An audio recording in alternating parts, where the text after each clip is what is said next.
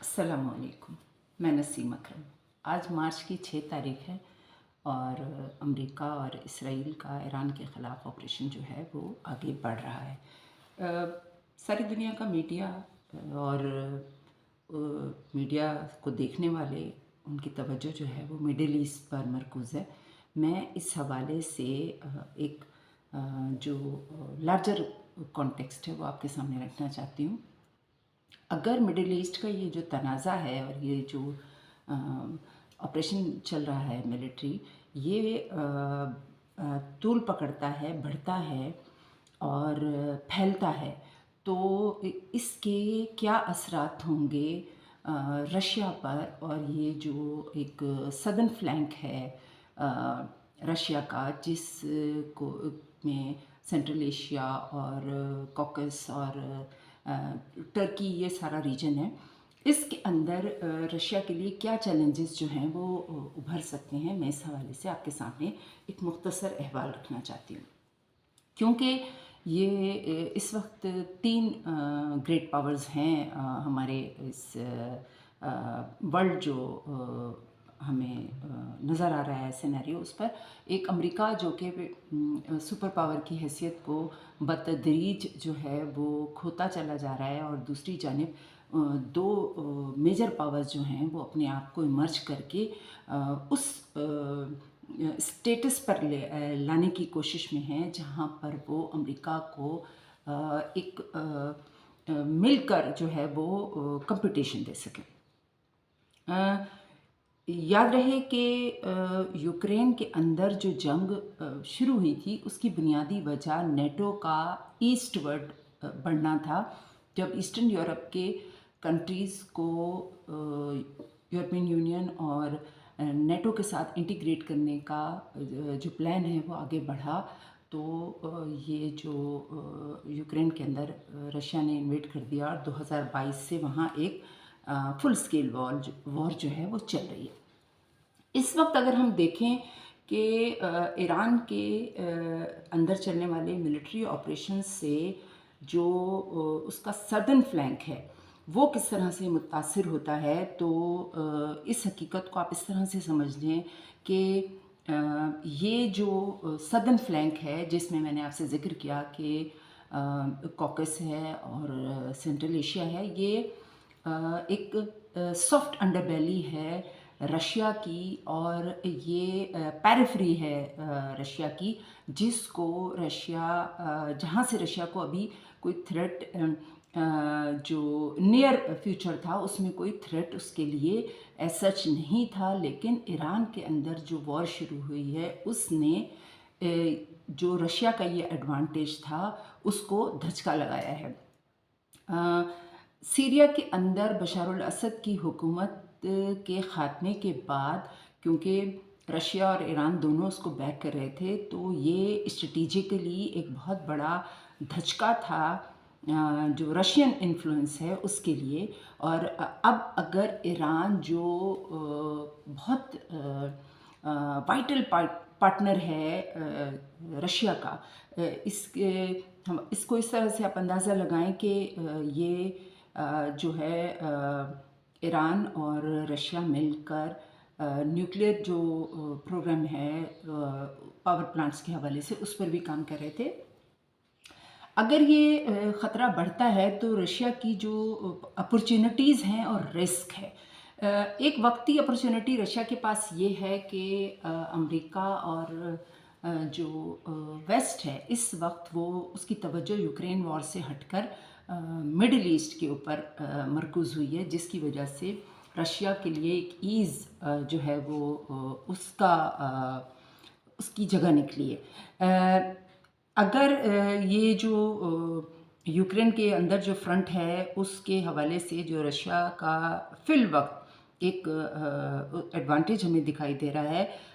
Iran की अगर रजीम collapse हो जाता है,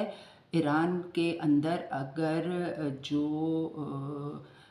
ईरानियन रेवोल्यूशनरी गार्ड्स हैं उनका पूरा जो मिलिट्री इंफ्रास्ट्रक्चर है वो कोलैप्स हो जाता है, तो इसका मतलब ये होगा कि रशिया के लिए जो उसका एक گیپ ہے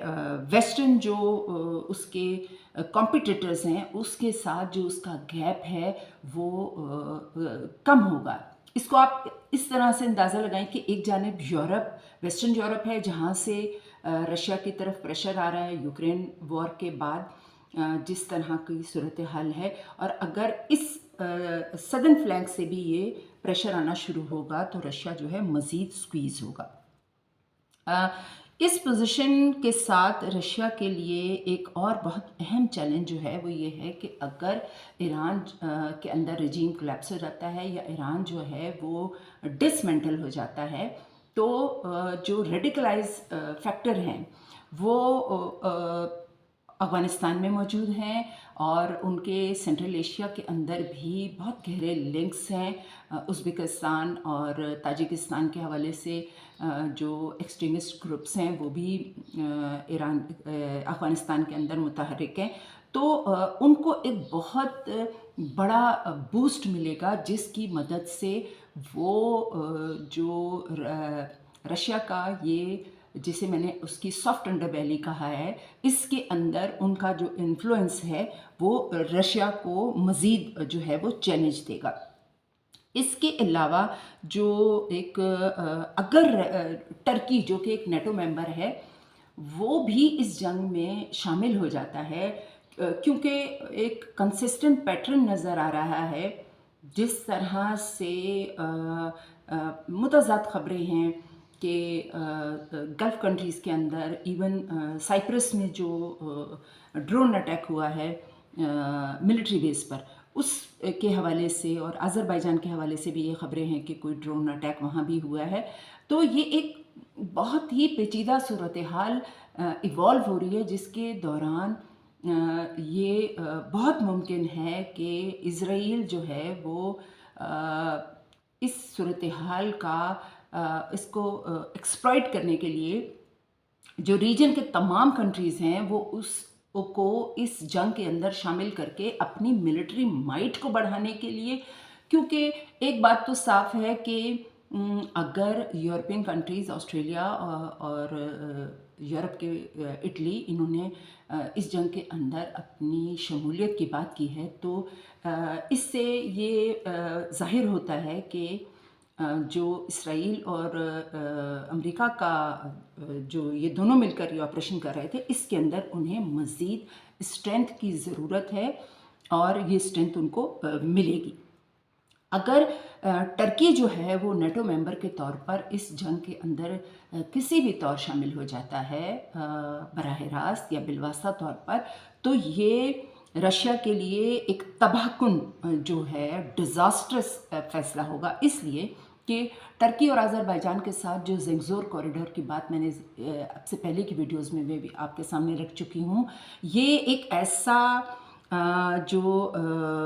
ٹرکی زنگزور اور کوکس کے ساتھ یہ ایک ایسی آگ بن جاتی ہے جو رشیا کے لیے بہت بڑے کرائسس کو پیدا کرے گی. اسی کے ساتھ جو اس کی ایک سیکیور پیریفری تھی اس کے اندر مزید ایک دھچکا یہ لگے گا کہ جو ایران کے ڈسمنٹل ہونے یا اس جنگ کے پرولونگ ہونے کے نتیجے میں کہ جتنے بھی ملیٹنٹ ایکٹیوسٹ اس ریجن کے اندر کام کر رہے ہیں آئی ایس کے علاوہ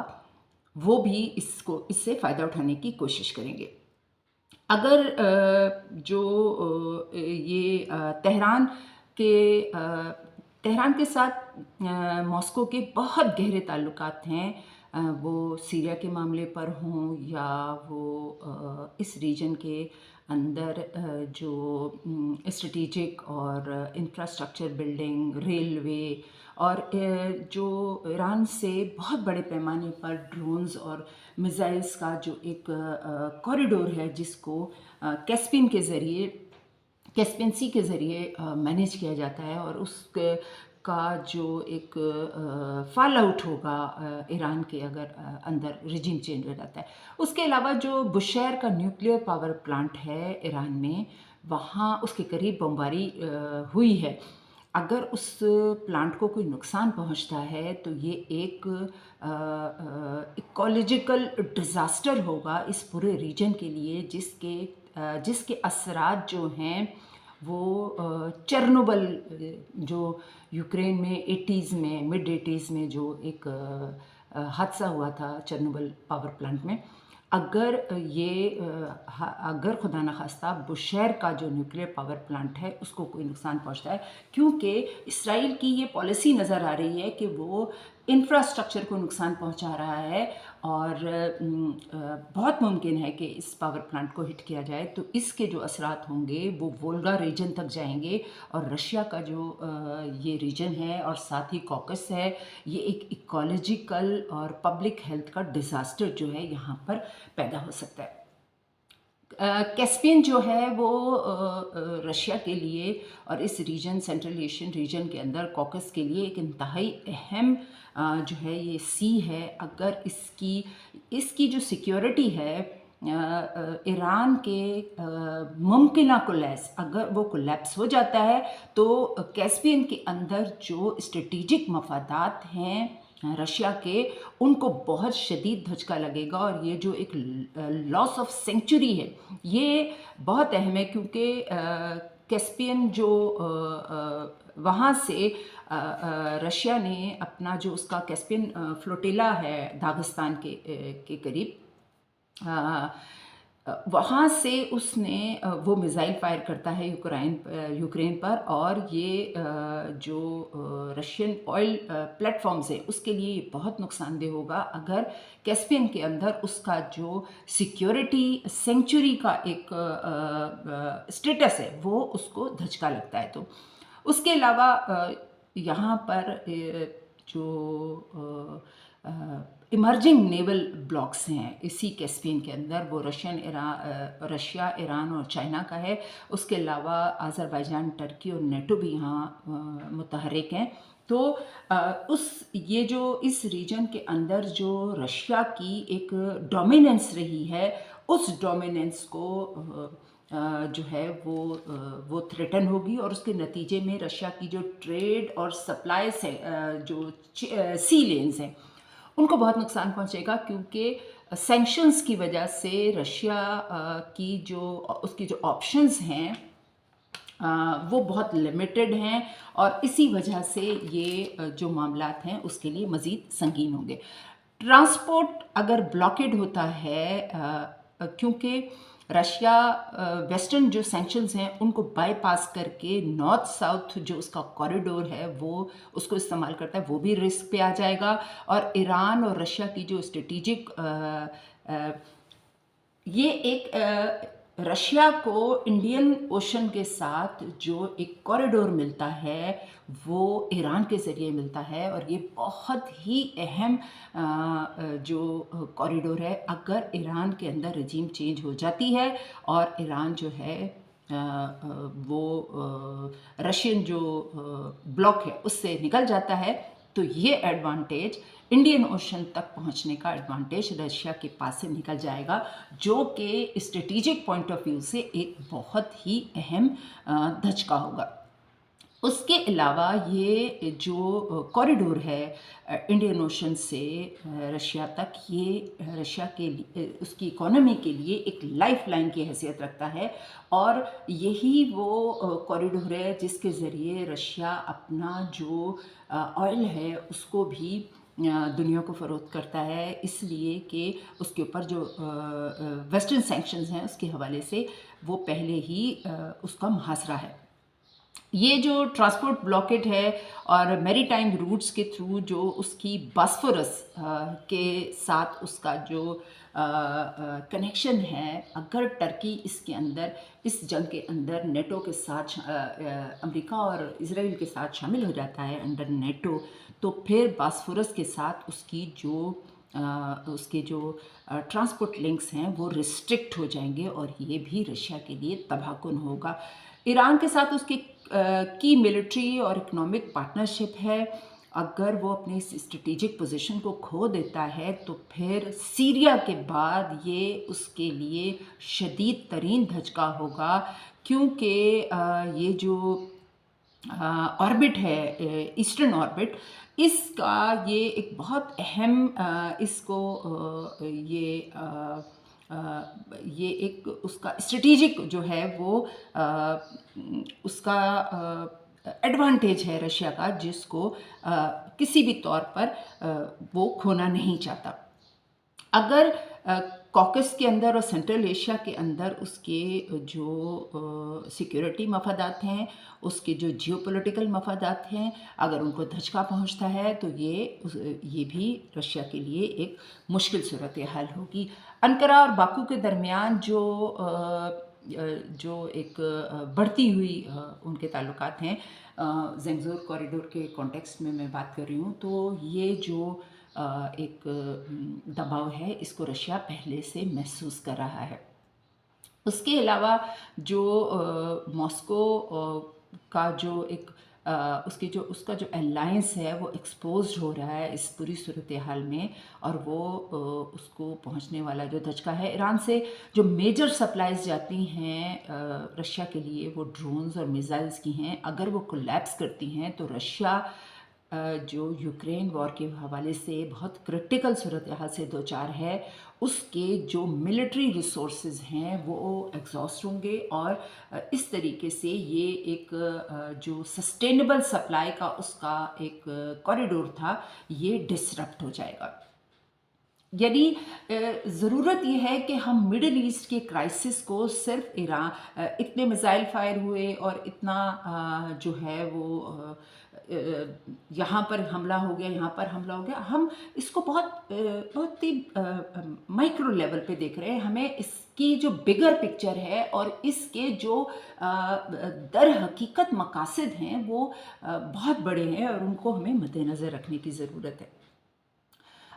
इसी के साथ जो ईरान ने डिमांड की है S-400 की रशिया से, अगर रशिया जो है वो जिस तरह की ईरान की इस वक्त मिलिट्री नीड्स हैं उनको पूरा करने के लिए वो इस डिमांड को जो है फुलफ़िल करता है, तो ये ख़ुद रशिया का जो स्टॉक पाइल है डिफेंस का, उसके लिए काफ़ी मुश्किल होगा। यहाँ जो बफर स्टेट का एक क्वेश्चन था रशिया का उसके सदर्न फ्लैग की तरफ, वो क्वेश्चन जो है वो उसके हाथ से निकल रहा है, और जो सूरत हाल क्योंकि जो रिजीम चेंज का एक बयानिया घड़ा गया है वेस्टर्न मीडिया की तरफ से और इसराइल और अमेरिका की तरफ से, वो महज रिजीम चेंज मसला नहीं है। उनका कभी भी फोकस उनकी जो प्रायोरिटीज़ थी वो ईरान के अंदर आवाम को कोई ईज़ पहुंचाना और उनके लिए कोई रिजीम जो है उसकी थियोक्रेसी के रिजीम की जो एट्रॉसिटीज़ हैं उनसे उनको बचाना, हमारे जो लिबरल अहबाब हैं वो बहुत ही मासूमाना और नादानी पर मबनी उनकी सोच है कि शायद ईरान जो है वो उसके अंदर जो अमेरिका का और इसराइल का मिलिट्री ऑपरेशन है वो ईरानी जो लोग हैं उनको मज़ालिम से बचाने के लिए, जैसे एक हमने भी एक नैरेटिव घड़ा था कि राजा दाहिर के मज़ालिम से बचाने के लिए मोहम्मद बिन कासिम को जो है सिंध की एक बेटी ने आवाज़ दी और वो यहाँ मदद के लिए पहुँच गए। ये मामलात जज्बात की ऐनक से नहीं देखे जाते, इनको स्ट्रेटेजिक जो इनका लेंस है उनसे देखना बहुत ज़रूरी है। उम्मीद करती हूँ कि आपको जो मेरा आर्गुमेंट है आप उस पर सोचेंगे कि ये एक बहुत बड़ी पिक्चर का एक छोटा व्यू है जो हम देख रहे हैं।